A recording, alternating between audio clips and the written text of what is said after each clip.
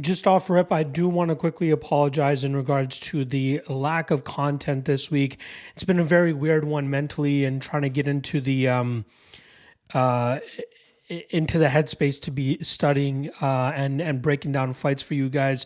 Obviously, I'm still been doing it on the Patreon in written form, but in terms of actually getting on camera and setting everything up and getting that going, it's been a little bit tough and a little bit time consuming as well this week. A lot of content to go through, or a lot of fights to break down, as well as a lot of life stuff to do as well. So I do want to quickly apologize for that, and I appreciate you guys understanding.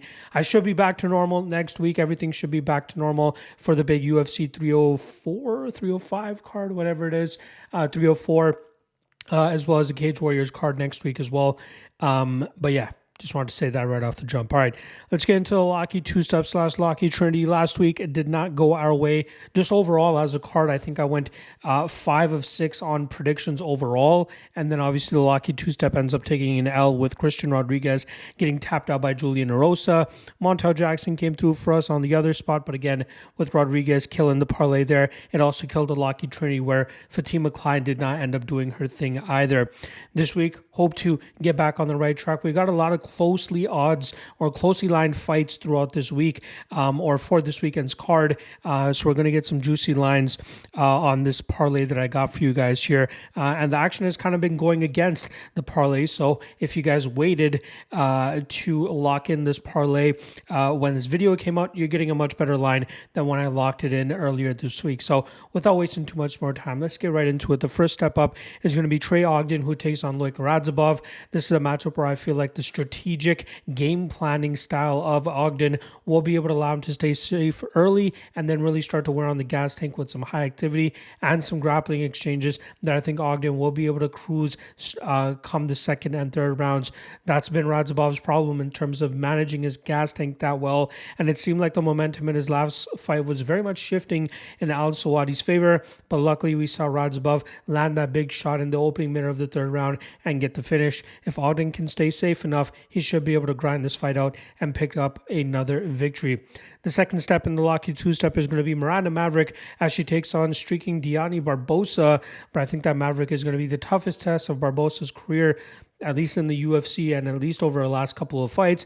And I think Maverick has good enough submission defense to deal with the BJJ black belt of Barbosa. And as Maverick starts wearing on Barbosa, we'll see her start to slow down, just as we did in her last fight against Kiriskate. I think Maverick is the better overall fighter here. Barbosa will probably be the better pure jiu-jitsu player, but we've seen Maverick in some sticky situations in the past where her discipline and experience is starting to come through for her. And I think we'll see it once again here as she grinds out Barbosa and hopefully cashing our Locky two-step, which I locked in at plus 172 earlier this week.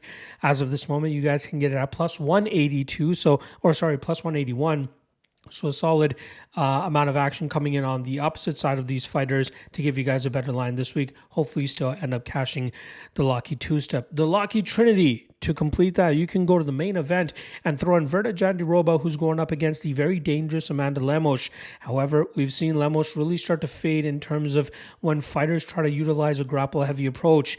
Obviously, last time around, she was able to defeat a BJJ ace in Mackenzie Dern, but I think Jandiroba is a little bit safer than Dern in terms of being able to initiate the clinch, get her grappling going, and really find those moments where she can control Lemos. Lemos could steal a round or two here with her big striking and landing some big damage, but I think Jandiroba will be able to benefit from the fact that this is a 5-round fight, and we'll see Lemos really start to give up the takedowns easier, allowing Jandiroba to get her back, or even just assert that dominant position from top control, and from there she should be able to either grind this out or win it by submission.